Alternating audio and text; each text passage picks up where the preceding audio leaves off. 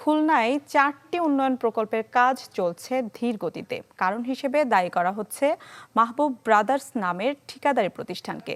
এ নিয়ে বিপাকে পড়েছে বাস্তবায়নকারী 3টি সংস্থা, আর দুর্ভোগ পোহাতে হচ্ছে জনগণকে। ওয়ালটন ফ্রিজ কিনে অনেকের মতো আপনিও হয়ে যেতে পারেন মিলেনিয়াল। সেরা পণ্যের সেরা অফার। এভাবেই অর্ধ অবস্থায় ঝুলে আছে খুলনার 4টি উন্নয়ন প্রকল্পের কাজ। এর মধ্যে 3টির কাজই 50% নিচে। 4 কিলোমিটার দীর্ঘ খুলনা শিপইয়ার্ড সড়ক 4 লেনে উন্নীতকরণের কাজ শুরু হয় 2022 সালের জানুয়ারিতে। 154 কোটি টাকার এ প্রকল্প জুনে শেষ হওয়ার কথা থাকলেও কাজ হয়েছে 65%। 96 কোটি 51 লাখ টাকা ব্যয়ে নির্মিত খুলনা বিপণী বিতানের কাজ শেষ হয়েছে মাত্র 22%।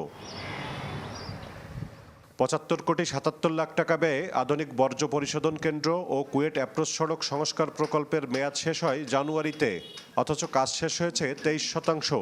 আর 54 কোটি 57 লাখ টাকার খুলনা বিশ্ববিদ্যালয়ে টিএসসি নির্মাণ প্রকল্পের কাজ হয়েছে 40%। কাজের এমন ধীরগতিতে ভোগান্তিতে এলাকাবাসী। এই সমস্ত কাজ একই ঠিকাদারি প্রতিষ্ঠান নেওয়ার ফলে কাজের ধীরগতিও যেমন হচ্ছে, কাজও নিম্নমানের হচ্ছে। নির্ধারিত সময়ে কাজ সম্পন্ন করতে না পারার বা সম্পন্ন না করার কারণে তো জনগণের ভোগান্তি হচ্ছে।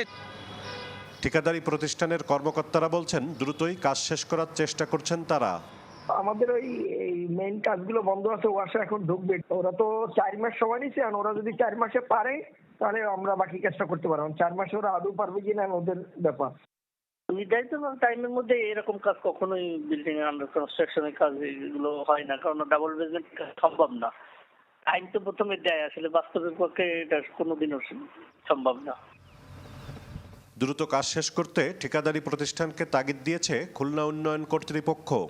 শুধু আমাদের পক্ষ থেকে না, পিডি অফিস থেকে ঠিকাদারকে চিঠি দেওয়া হয়েছে, খুলনা সিটি কর্পোরেশন থেকে চিঠি দেওয়া হয়েছে এবং স্থানীয় সরকার বিভাগের পক্ষ থেকে চিঠি দেওয়া হয়েছে যে এটা নির্ধারিত সময়ের ভিতরে এই কাজটা শেষ না করতে পারলে তাদেরকে কালো তালিকাভুক্ত করা হবে। শিপইয়ার্ড সড়ক প্রশস্তকরণ উন্নয়ন প্রকল্পের বর্তমান ওভারঅল কাজের অগ্রগতি 65%। 24-এর মধ্যে এই প্রকল্প শেষ করার, এবং ঠিকাদারকে আমরা সেভাবেই বলেছি এটা যে কোনো মূল্যে এটা 24-এর মধ্যে শেষ করতেই হবে। এই 4 প্রকল্পে ব্যয় ধরা হয়েছে 381 কোটি টাকা। মামুন রেজা, চ্যানেল 24, খুলনা।